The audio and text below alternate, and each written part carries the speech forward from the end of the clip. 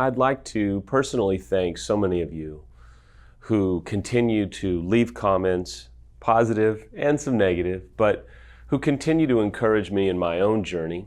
I like to think that what we do here on our YouTube channel or on Twitter or the other different mediums is really about encouraging you, giving you hope, giving you perspective, trying to help you sometimes make it just another day in your recovery, sometimes make it another 30 days or a year.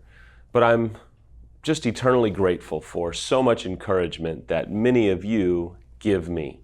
We're not perfect around here. Nothing that I say is perfect. I try and make it as spot on as possible. I try and make it be as, grassroots in that foxhole that you are in, whether you're betrayed or whether you're unfaithful. And I'm going to continue to give you the best that I have to give. I'm sorry that I can't keep up with the comments, and that's actually a good thing that I can't keep up, but I'm certainly trying, so I appreciate your patience. Today I'd like to just continue to give you some practical hope.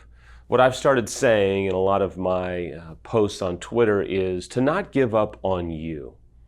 And today I want to just talk to you about the reality of every day in recovery work, you're faced with the opportunity to be frustrated and to be discouraged and to be hopeless.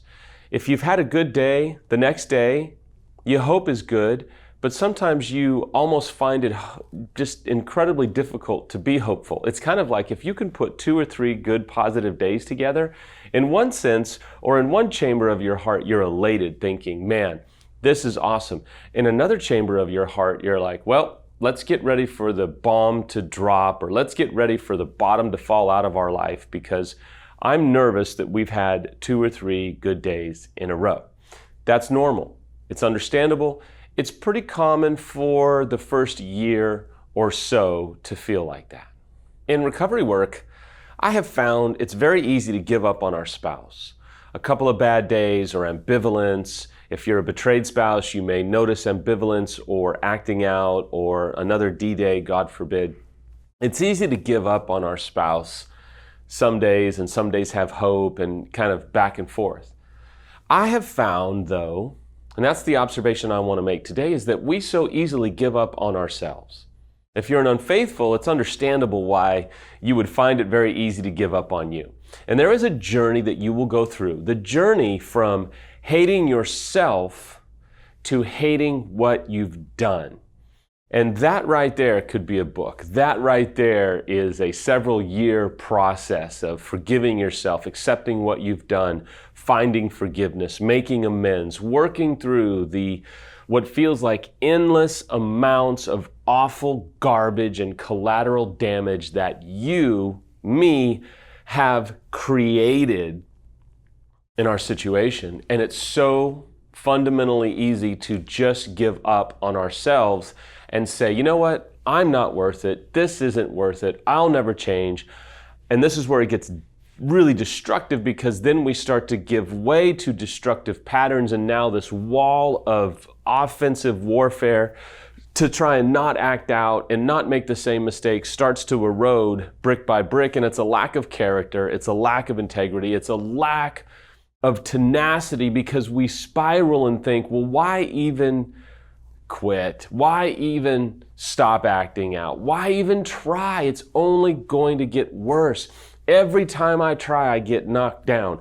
Every time I try, I feel like the legs get cut out from underneath me. Every time I rise up and fight, it's like 5 people fight against me. And it's like I just can't win.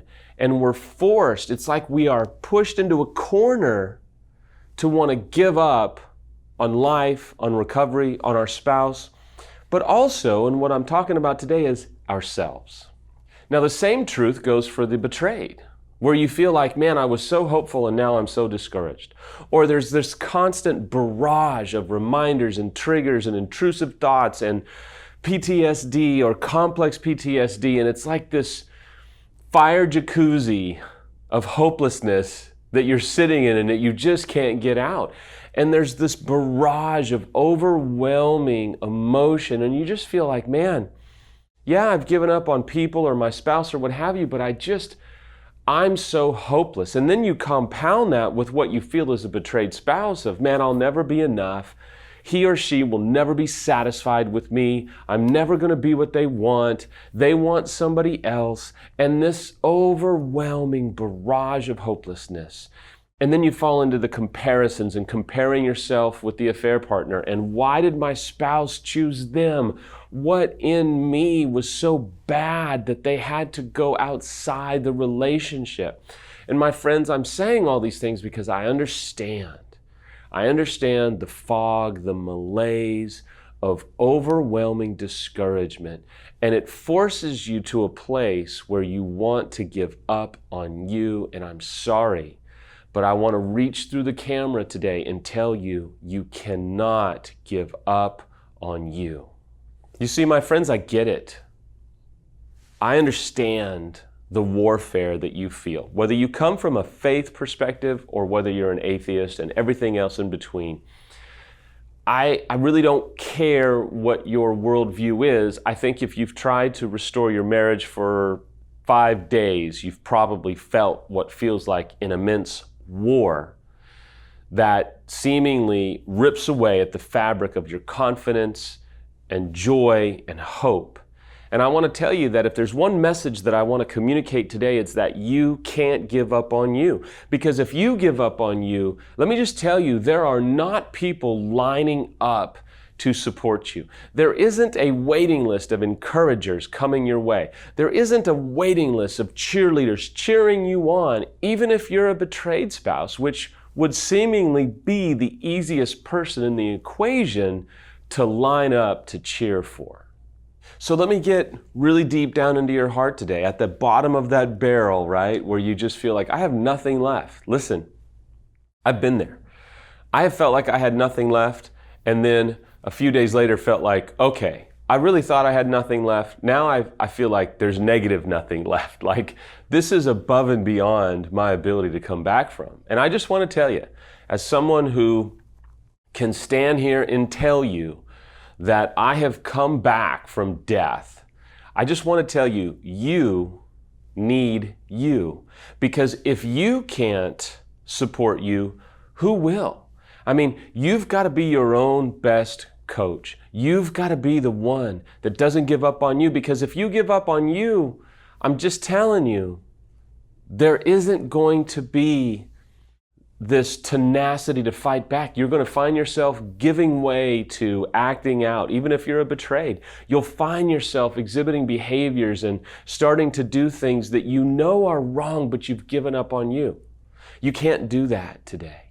If you've given up on you, I want to tell you to stop giving up on yourself and to start to climb your way back. Let me just tell you, I gave up on myself. Yes, I was suicidal, and you've gotten the message through all these videos that, man, it was a hopeless situation. I mean, just last week I had a guy reach out that was part of the organization that we were in, and when the news came out, it obviously reverberated throughout media channels and all that kind of stuff. Just the other day he messaged me on Facebook and said, I'm amazed to see that you and Samantha are still married. I literally cannot believe it. When so-and-so told me, I couldn't fathom, and I had to check it out for myself. And I see all these pictures on Facebook, and I just want to tell you, I'm floored at the magnitude of what God has done in your life and what Samantha has been willing to do in your life. I'm just amazed. You don't need to answer me. We haven't talked in 15 years, but well done. I'm just telling you, things like that, and they don't happen a lot. I mean, they just are like, wow, you know? And I'm not trying to applaud myself, but there was a point where I had to stop giving up on me and realize that in so many lonely moments, in so many desperate, hopeless moments, I had to stop giving up on myself, because I knew it was going to cause me to spiral, and I knew what was waiting for me if I continued to give up on myself. There's 3 things that I really believe you have to be willing to do if you're not going to give up on yourself. Number 1 is you have to learn how to encourage yourself. I know I've said that a lot over the last few months, And I just want to remind you, encourage yourself from videos, from music, from movies, from podcasts, from prayer to meditation to yoga, whatever it is. But I'm telling you, you have to become an expert in encouraging yourself. Second is you have to care for yourself, and that's different than encouraging yourself. Caring for yourself is maybe taking a course for you, whether you're betrayed or unfaithful. Taking a course, investing in your own recovery, getting professional help, finding expert help, investing the money, the time, the attention, the sacrifice, maybe going into some debt in order to get the therapy or the help that you need. And then number 3, finally, is confronting yourself. You've got to encourage yourself and you got to care for yourself. But listen, I can tell you there's been numerous moments where I've had to confront myself, confront my hypocrisy, my pride, my insecurity, my arrogance. You've got to be willing to confront yourself. If you just care and if you just encourage but you don't confront, there's going to be a missing ingredient. And I'm telling you, over the last 15 years or so, I hate what I did, and I will forever hate. Samantha will forever hate what I have done. But I don't hate me. Samantha doesn't hate me. Some of you out there in the internet world hate me. That's okay. It's to be expected. But I'm just telling you, I am not going to give up on me, and you should not give up on you either.